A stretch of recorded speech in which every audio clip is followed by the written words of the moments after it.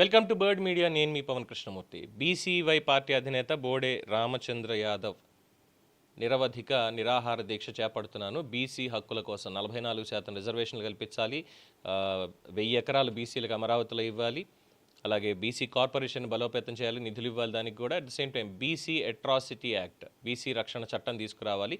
ఇవి ప్రధానంగా డిమాండ్ చేస్తూ బీసీల ఆత్మగౌరవం అని చెప్పి వీటన్నిటికీ నిరాహార దీక్ష చేపట్టారు. 3 రోజులైంది. 3 రోజులకే దీక్ష ముగించేశారు. ఆయన అనారోగ్య కారణాలు వీటితోటి ఆరోగ్యం క్షీణిస్తుంది అన్న దాంతో దీక్ష విరమింపజేశారు. ఈ 3 రోజుల్లో పక్క రాష్ట్రాల నుంచి, వేరే రాష్ట్రాల నుంచి కొంతమంది అధికారం కోల్పోయినటువంటి నాయకులు వచ్చి పరామర్శలు, కొంతమంది వెళ్ళారు. దీక్షను మేము కంటిన్యూ చేస్తాం, ఇది చేస్తాం అని చెప్పి. అసలు దీక్ష ఎందుకు మొదలుపెట్టారు? బీసీలకి ఇక్కడ ఏం అన్యాయం జరిగిందని మొదలుపెట్టారు? ఏ విధంగా మొదలుపెట్టారు? ఇప్పుడు సడన్గా అర్ధాంతరంగా 3 రోజులకే ఎందుకు ముగించేశారు? అంటే చాలామంది ఆయన ఆలోచనను తప్పుపట్టట్లేదు. బీసీలకు న్యాయం జరగాలి, బీసీలకు అట్రాసిటీ యాక్ట్ అనేది ఒకటి కావాలి, బీసీ అట్రాసిటీస్ యాక్ట్తో పాటుగా బీసీ కార్పొరేషన్ని ఇంకా బలోపేతం చేయాలి.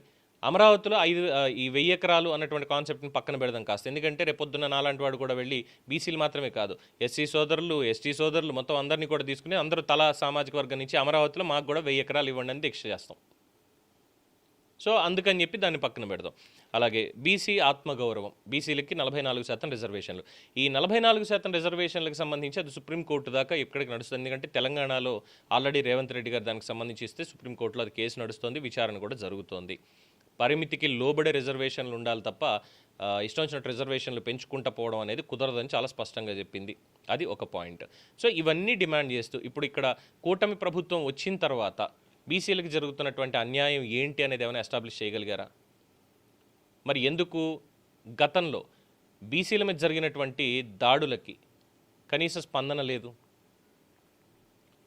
ముఖ్యంగా అమర్నాథ్ గౌడ్ అనేటువంటి పిల్లాడిని పెట్రోల్ పోసి తగలబెట్టేశారు, చనిపోయాడు. వాళ్ళ అక్కని ఏడిపించొద్దు అన్నదానికి. మరి అప్పుడు రామచంద్ర యాదవ్ గారు ఎక్కడున్నారు? బీసీ నేతలు అందరూ ఎక్కడున్నారు? అంటే ఇక్కడ ఒక వైసీపీ నెరేషన్ కనిపిస్తోంది వీళ్ళ ఆలోచనల వెనకాల.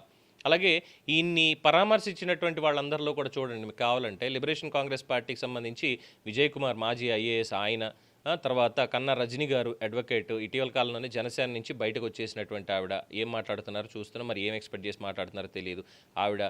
ఇక మిగతా వాళ్ళందరూ అంటే వైఎస్ఆర్సీపీ నెరేటివ్ని వివిధ మాధ్యమాల్లో వేరే వేరే రూపాల్లో తీసుకెళ్తున్నటువంటి వీళ్ళు ఇప్పుడు రామచంద్ర యాదవ్ గారికి మద్దతుగా వెళ్ళారు దీక్షకి.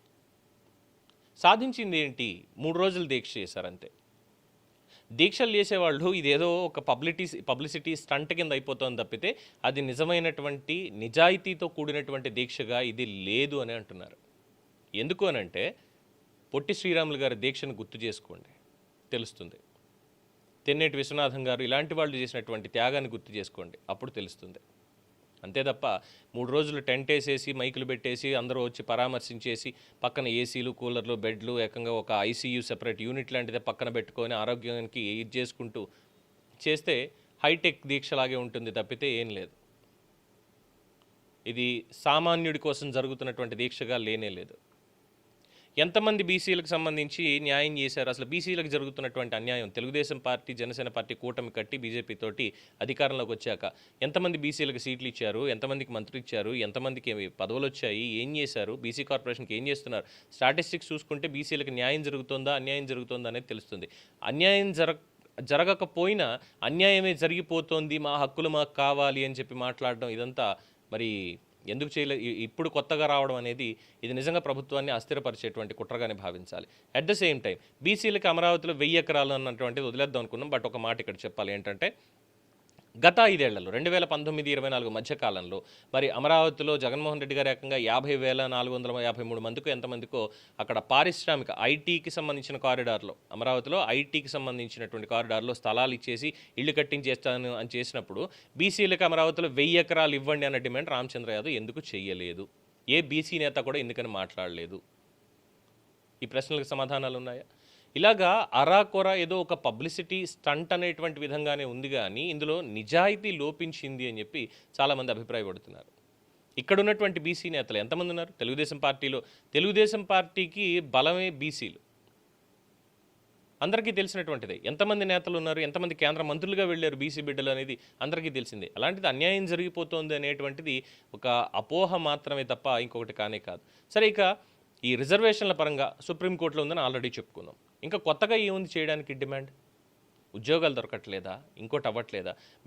బీసీ బిడ్డలకి విదేశీ విద్యను కూడా ఆ రోజు ఆపేసినటువంటి జగన్మోహన్ రెడ్డిని ప్రశ్నించడానికి, బీసీల మీద జరిగినటువంటి దాడులకి స్పందించడానికి రామచంద్ర యాదవ్ గారికి రాలేదు. ఆ రోజుల్లో మరి పెద్దిరెడ్డి రామచంద్రారెడ్డి దాష్టీకానికి కనీసం అక్కడ సమాధానం కూడా చెప్పుకోలేక జనసేన పార్టీ నుంచి బయటకు వచ్చేసి భారతీయ జనతా పార్టీలో అమిత్ షా గారితో ఇలాగే కొంతమందితో ఉన్నటువంటి సాన్నిహిత్యంతో, మరి ఆయనకి ఏ కంపెనీలు ఉన్నాయో, ఆయన నెట్వర్త్ ఎంత ఏంటి అనేది ఎవరికీ తెలియదు. కానీ సన్నిహిత సంబంధాలు పైన వాళ్ళతో ఉండడంతో పై కేటగిరీ సెక్యూరిటీ రావడం ఇదంతా అయింది.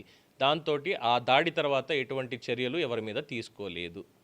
కానీ ఇప్పుడొచ్చి ఈ కైండ్ ఆఫ్ నెరేటివ్ తీసుకొస్తున్నారు అంటే ఇటు భారతీయ జనతా పార్టీ వాళ్ళని కూడా శంకించాల్సి వస్తుంది. కూటమికి విరుద్ధంగా ఇలాంటి వాళ్ళందరూ వస్తూ పైన కేంద్రంలో మాత్రం సన్నిహిత సంబంధాలు నిలుపుతూ ఆంధ్రప్రదేశ్లో మాత్రం ఇలా చేస్తుంటే బీజేపీ ఆంధ్రప్రదేశ్ లీడర్లు వాళ్ళు ఒకసారి ఆలోచించుకోవాలి, కేంద్రంతో కూడా అధిష్టానంతో కూడా మాట్లాడాలి, లేదంటే కూటమికే డ్యామేజ్ అవుతుంది అన్నటువంటి అభిప్రాయాన్ని కూడా చాలామంది వ్యక్తం చేస్తున్నారు. ఏదేమైనప్పటికీ కేవలం 3 రోజులకే ముగించేసినటువంటి దీక్ష అనారోగ్య కారణాలతోటి మళ్ళీ ఎప్పుడు మొదలు పెడతారు ఏంటి అనేది నెక్స్ట్ అనౌన్స్మెంట్ వరకు వెయిట్ చూడాల్సిందే. ఇది దీనికి సంబంధించినటువంటి ప్రస్తుత updates. For more updates keep watching the bird media.